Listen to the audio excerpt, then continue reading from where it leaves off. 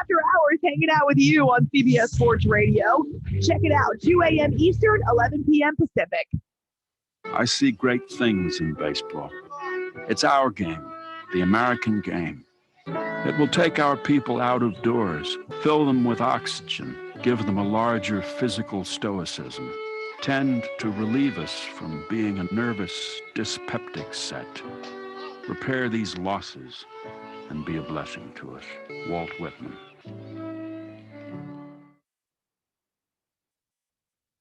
Take me out to the ball game. Take me out to the ground. Good morning. Neighborhood play here on the Armchair Quarterbacks with Joey and Christian. Christian is trying to make it. We'll see if he makes it today. He had an emergency. But regardless, we're going to try to carry the load here, Joey and I, because we're going to talk about the Cubs and White Sox. Cubs got a huge win last night. Joey, were you able to watch? Yeah, I was able to watch a good amount of the game. I mean, the Cubs bats after the first few innings just became on fire. It was nice to see Jock Peterson get a homer, a double by Rizzo and Bryant to get some runs in. It's always good to beat up on the Cardinals. I got a smile on my face this morning because I did not expect that to be the case. Yeah, that was a really good look. The Cardinals pen just kind of imploded, and then today the Cardinals welcome back Mikolas, who has not pitched this year, and so I think it's an opportunity for the Cubs to maybe sneak another W away from a team that St. Louis, it looked like they were going to start running away from the division, and now they're kind of shooting themselves in the foot here recently.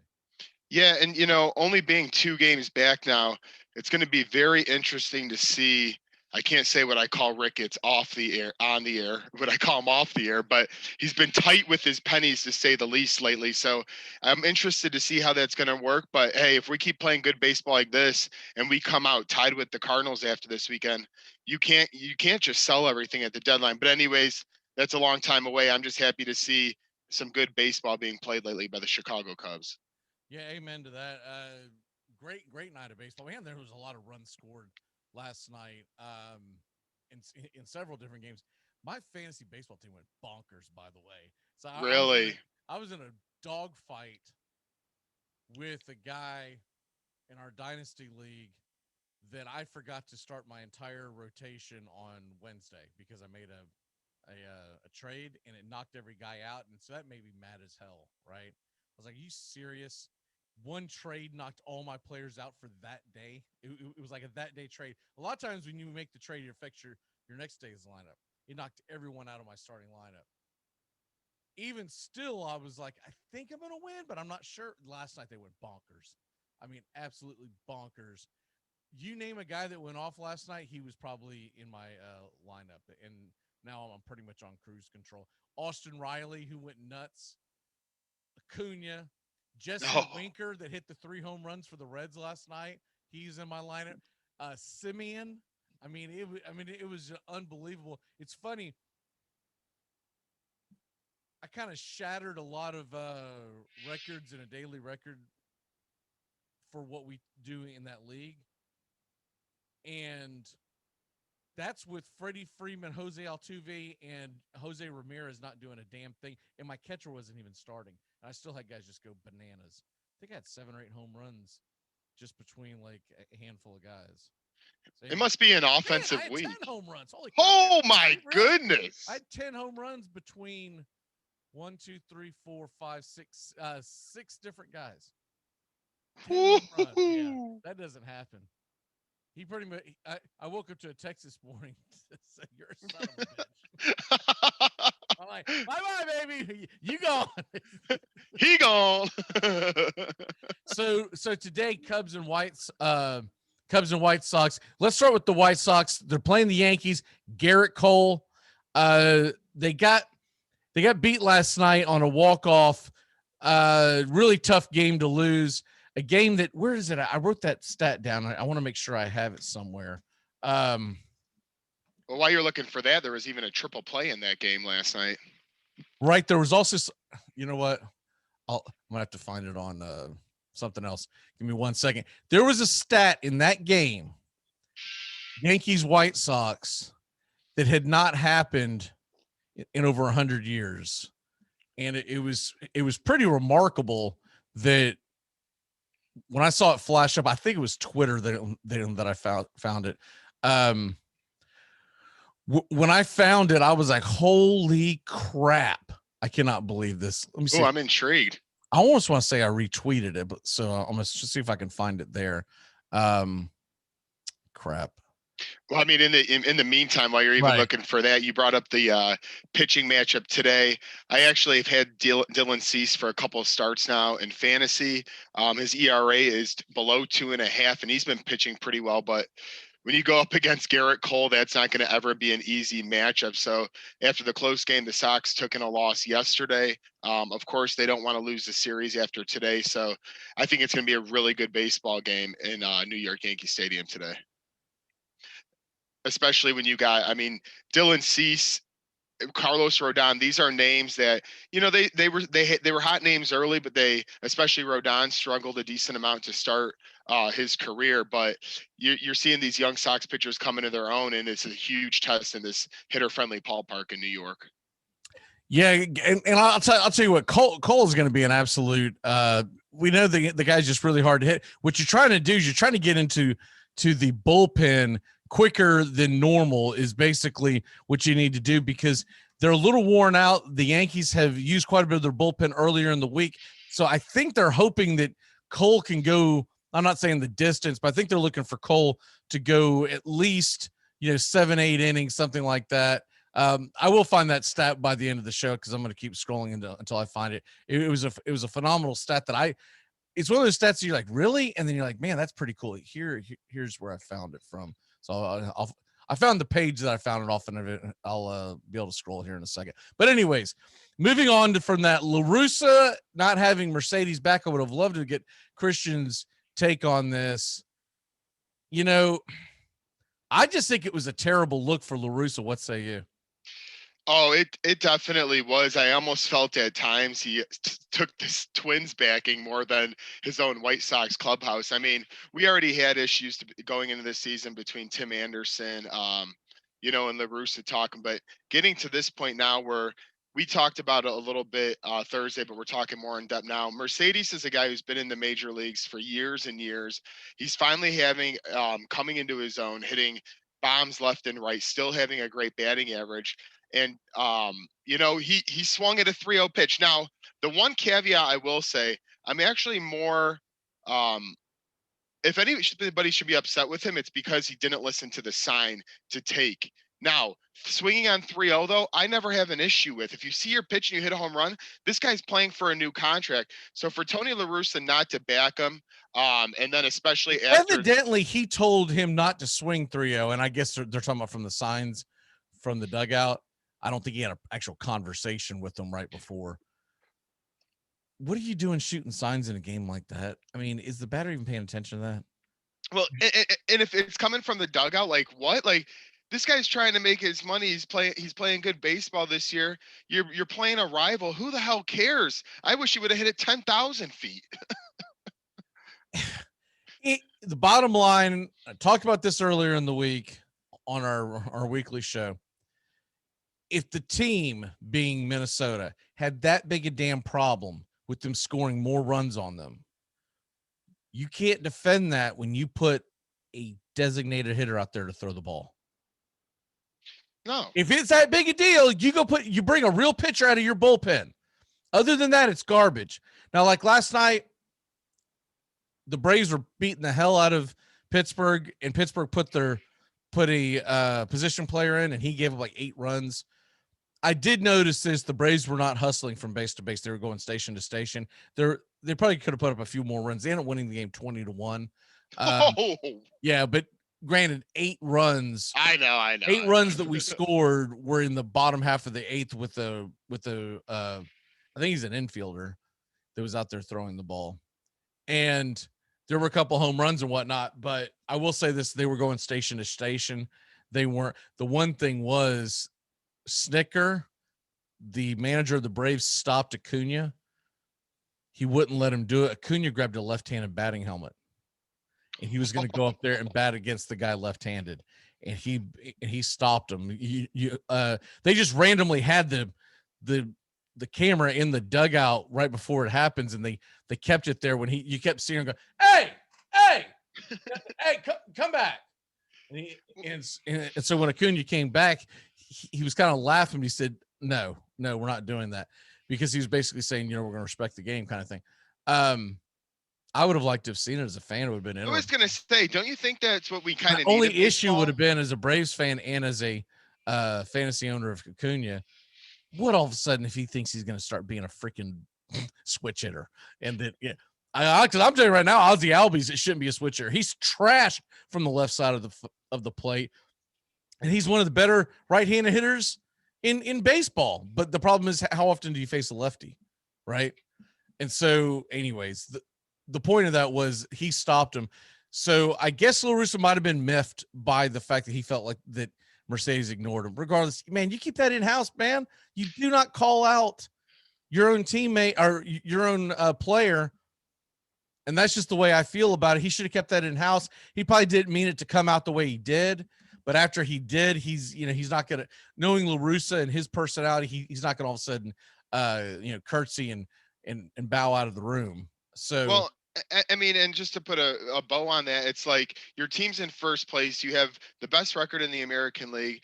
Don't air out your dirty laundry when you don't have much of it to begin with. You're playing good ball. Keep the good mojo going. There's that, and I'll tell you what. There's something else too.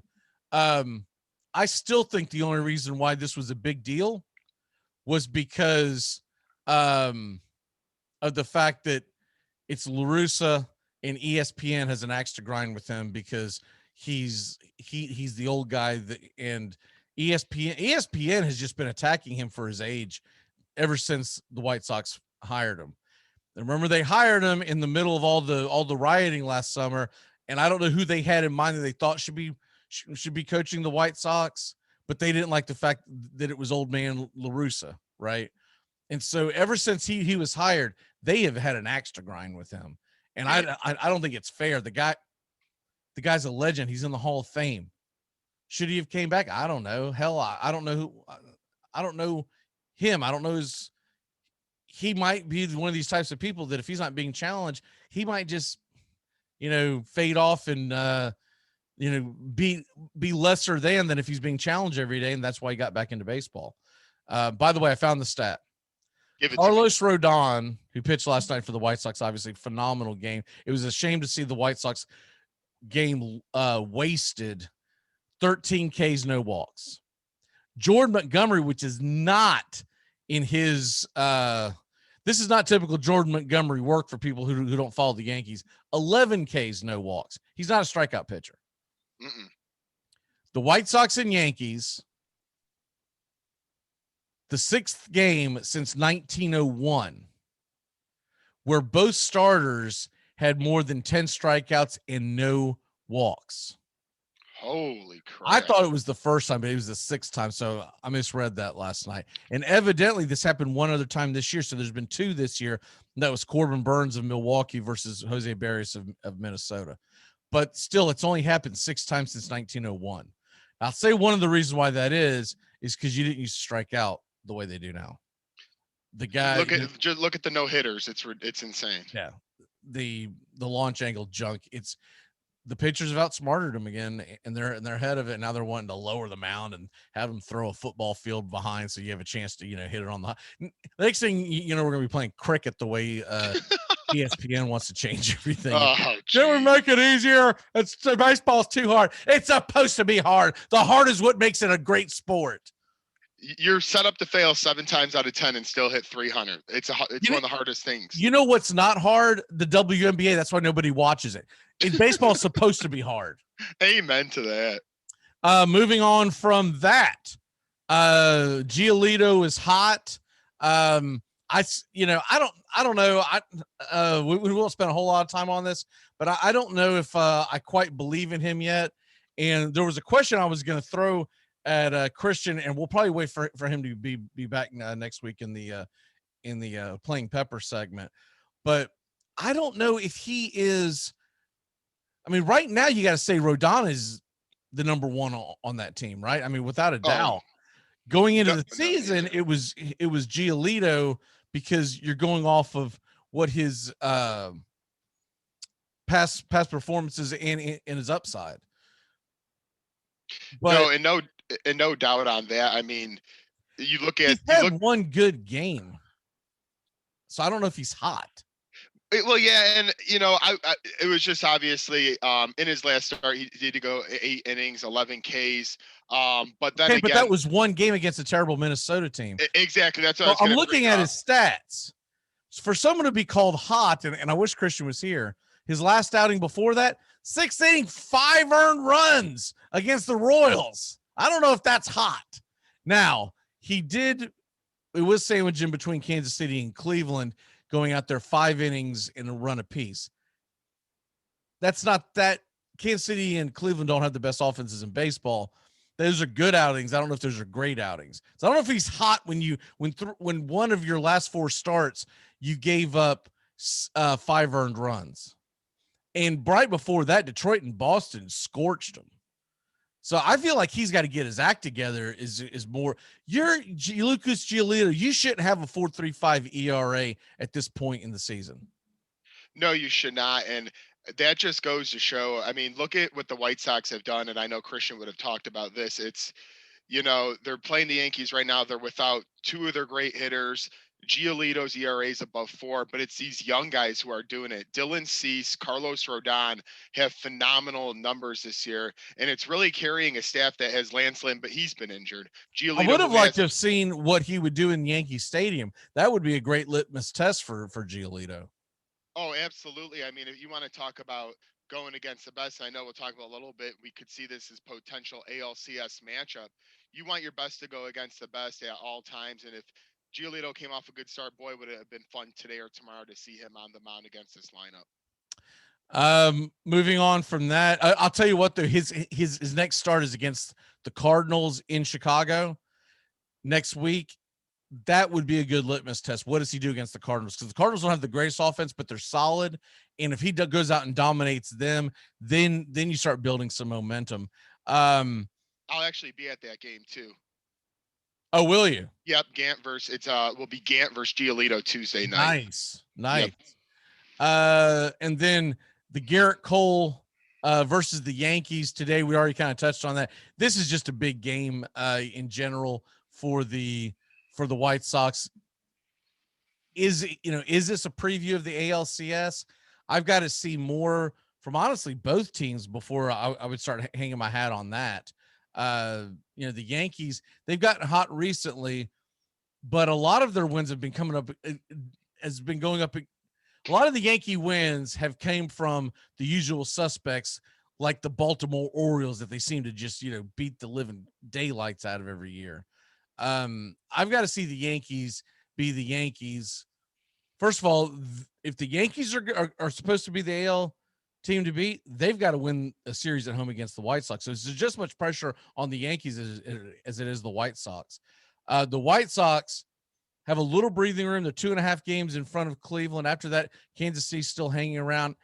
I'm telling you right now, put a fork in Minnesota. They're done. They are absolutely done. 10.5 games out. Whew. And they are not playing good baseball. Let's switch over to the Cubs. Yep. They had a good series with the Nats. They're right back in the thick of things, where a couple of weeks ago it looked bleak. But I think the biggest key is Milwaukee has forgotten how to win a baseball game. They're 3-7 out of their last 10. Cincinnati they're just kind of laying around there. Mm-hmm. And then St. Louis has played 500 baseball, allowing the Cubs to inch closer. This could be a Cubs-Cardinals summer. I think Chicago's got to get more out of their pitching staff. Oh, by far. But you got to love what Ian Happ's doing right now. Oh, man. And so, and if you look on the surface, he's only hitting 225, but in his last 27 at bats, he has 11 hits. Quite a few of those are for extra bases. And he just brings depth to that lineup. I hate to say it like this.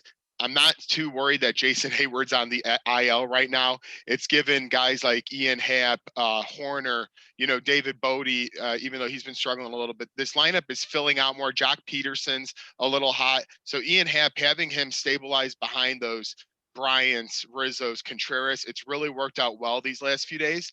And our offense has been really good all year. In fact, I saw a statistic that the Cubs and White Sox, I think since like May 2nd, have had the most runs in the MLB. So it's really more about the pitching that needs to come back. And that's been a concern because, you let a guy go like you, Darvish, and John Lester, who's not pitching well, obviously, but your rotation with Trevor Williams and Zach Davies as fillers has not been pretty. But the offense and Ian Happ, 2 thumbs up.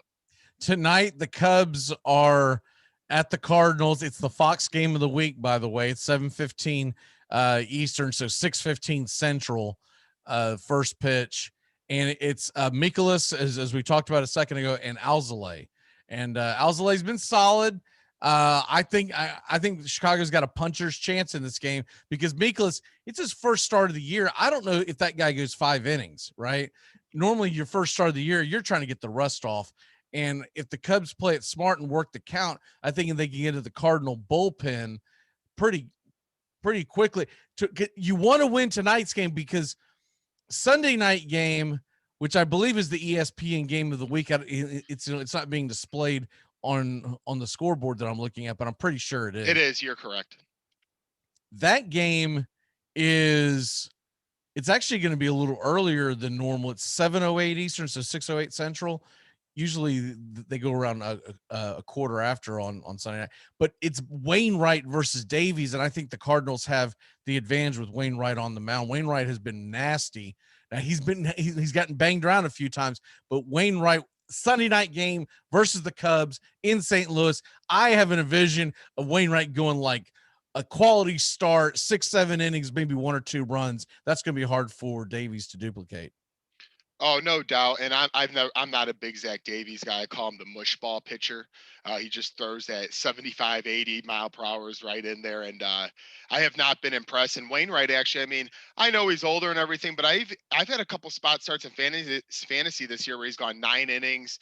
He's just a homer who always seems to not lose it completely. And like you said, I don't see the Cardinals going down on Sunday Night Baseball. So take it tonight. So at least at the minimum, you took the series 2 out of 3.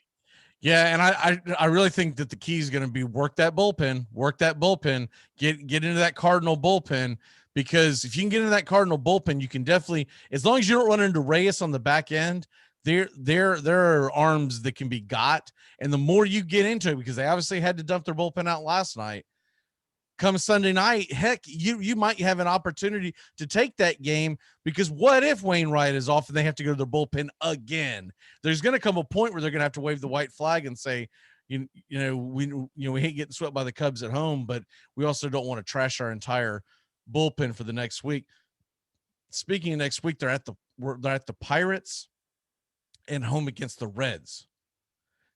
Next week would be, if for using a golfing term, since it's PGA Championship weekend, that's moving day. Yeah. You get 6 games where you could very easily go 5-1, 4-2. And we already said that the White Sox are going to be hosting the Cardinals, and then the Cardinals later next weekend, they will be playing, I had it here a second, give me 1 second. The St. Louis Cardinals will be playing at the Diamondbacks, which is never an easy place to win because of the way that stadium is constructed. So the Cubs could find themselves, by the time we meet up next Saturday, they could be sitting in first place. Which I know I keep going back to, it would put this organization in a real, like, what's going on type of moment. Cause I truly don't believe they expected to be doing this right now. And obviously the NL Central is not the best division in baseball. I know we're just a couple games over 500 here, but if you're in first place going into next weekend or after next weekend, how could, I'm very interested to see where this goes. The Chicago Cubs team has been battle tested, and like we said, they could use another arm. I don't know if they'll end up doing that down the line, but when you got the Pirates and the Reds coming up and the Cardinals got to go to the White Sox, a lot could change quickly. I mean, look, it may not be the best division in baseball, but there's only one division I'm actually impressed with in baseball, and that's the NL West. The Padres, Dodgers, and Giants are all about 10 games above 500. That's the only division that I can say, okay, well, that's a hell of a division. The rest of them, the NL East is garbage. I mean, 21-17 looks like an insurmountable lead over Philadelphia and Atlanta right now because they can't get it together. You look at the AL East, they're starting to make some noise. So I'll say the AL East is up there with them.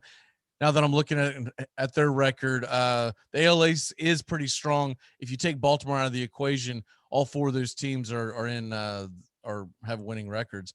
But look, over the long haul, I still think it's going to be Cardinals and Cubs in this division. Milwaukee's got some chances to be in there, but they're not scoring runs. And I just think over an entire summer, the Cubs and Cardinals are going to run away and hide. The Reds are what I thought they would be, overhyped. You cannot lose what they lost in the offseason in Trevor Bauer and expect to be able to fill that in. So I don't know. It's let's go ahead and play a little pepper before we have to get out of here. We got a little condensed show today. Normally it's going to be 11 a.m. Eastern live on YouTube, and we will be also putting the rerun up right back after that. So let me get ahead and get into a little. We're going to get a better soundbite too for the playing pepper. It's just I couldn't find what I was looking for this week, so we'll just use this one. All right. I was expecting to have Christian here with us, so I'm going to hold off a couple of these questions. I'm going to gear the ones towards you. Let's do it. Wilson Contreras. You got to be a fan of him, right? Absolutely. If I gave you the opportunity right now, would you trade Wilson Contreras for JT Realmuto?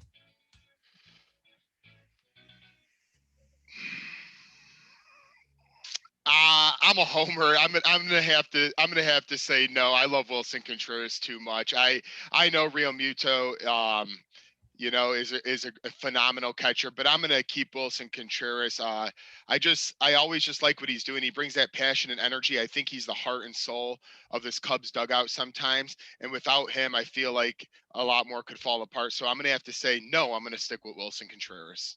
All right. Here comes another one. Mike Trout's injured again, right?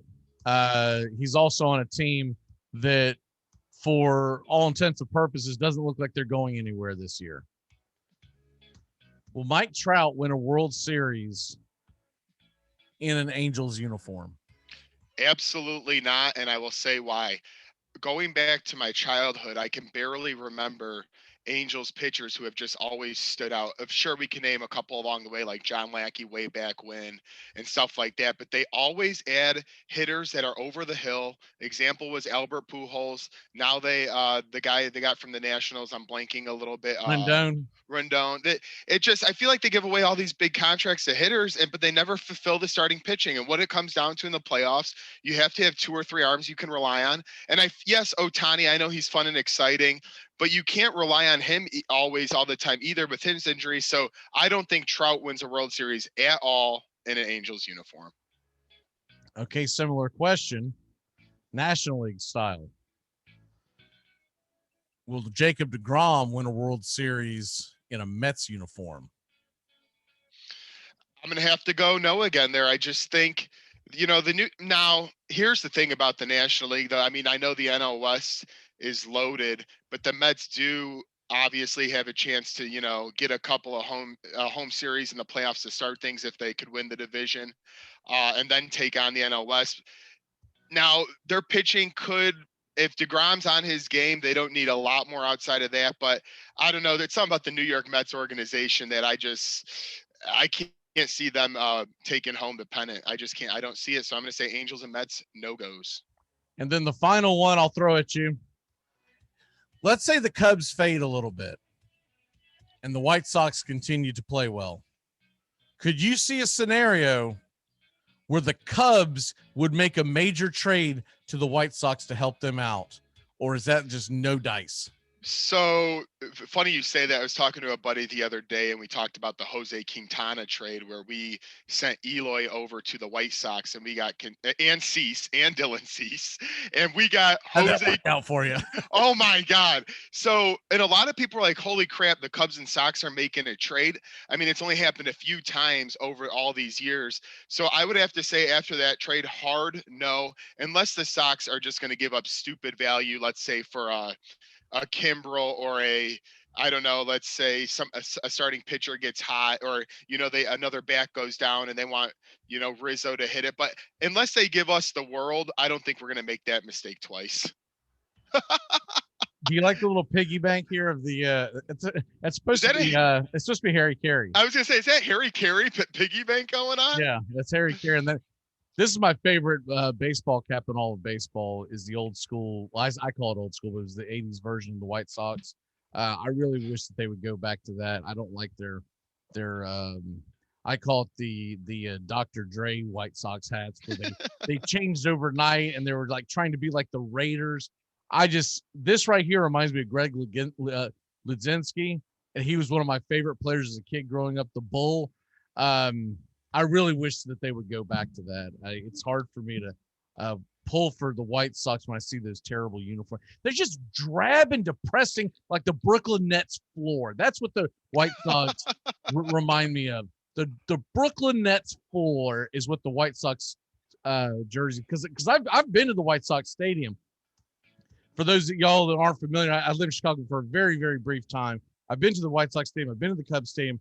To a man, the White Sox stadium is a better stadium, but the atmosphere at the Cubs stadium is much better, right? I really enjoyed my time at the White Sox stadium. It's just the whole time I looked around, I was like, man, can they change the color scheme? It's so just depressing, like just this gray. It's just like, ugh. All right. Anyways, what is your walk off for the day, sir?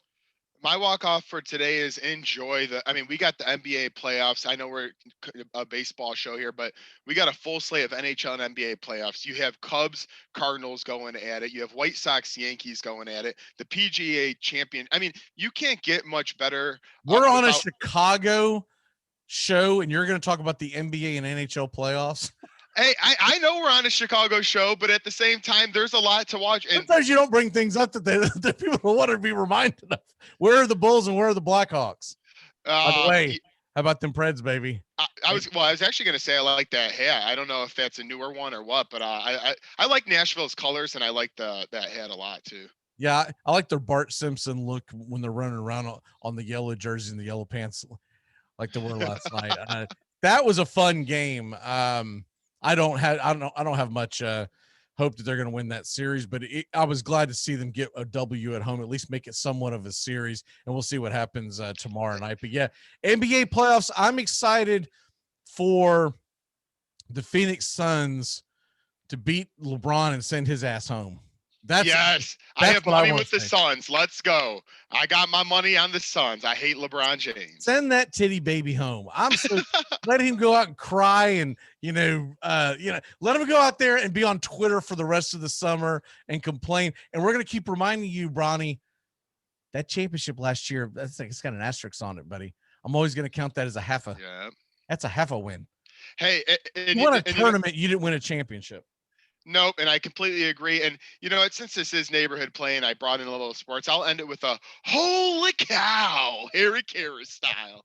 I'm gonna try to find something that's Chicago White Soxy that that I can put up here with this every week. But that's all I have right now. I got to find something that what would be really cool is to find like the Big Hurt little figurine or something. Oh yeah, I think Christian actually has one of those. I'll ask him about it.